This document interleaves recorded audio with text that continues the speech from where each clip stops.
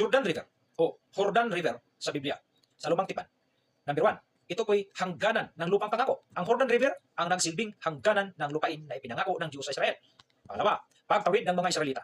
Sa pamumuno ni Josue, nahati ang tubig upang makatawid ang mga Israelita sa Josue 3. At patuloy, ito rin ay simbolo ng bagong pasimula at katuparan ng pangako ng Diyos. Number 3, mga propita at himala. Si Elijah at si Elisha ay hinati ang tubig ng ilog sa panahon nila. Sa Naaman naman, gumaling sa kitong matapos maligo sa Jordan. Itong si Naaman.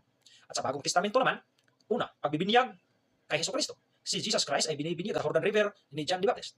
Simbolo ng pagsisimula ng kanyang misyon at paglilinis. Pangalawa, ministeryo ni Juan Bautista. Maraming tao ang nagpunta sa Jordan upang magsisi at magpabinyag. Ito rin ay simbolo ng pagbabagong buhay at pagbabalik loob sa Diyos. Ugnayan ng Jordan River sa bansang Jordan. Sa bansang Jordan ay pinangalan mula sa Jordan River. Ang ilog ang nagsilbing geographical na hangganan, espiritual na simbolo sa Biblia, pinagmulan ng pangalan ng bansa. Ito po ang hamak na sorbetero dito sa ating bayan. Maraming salamat at ingat!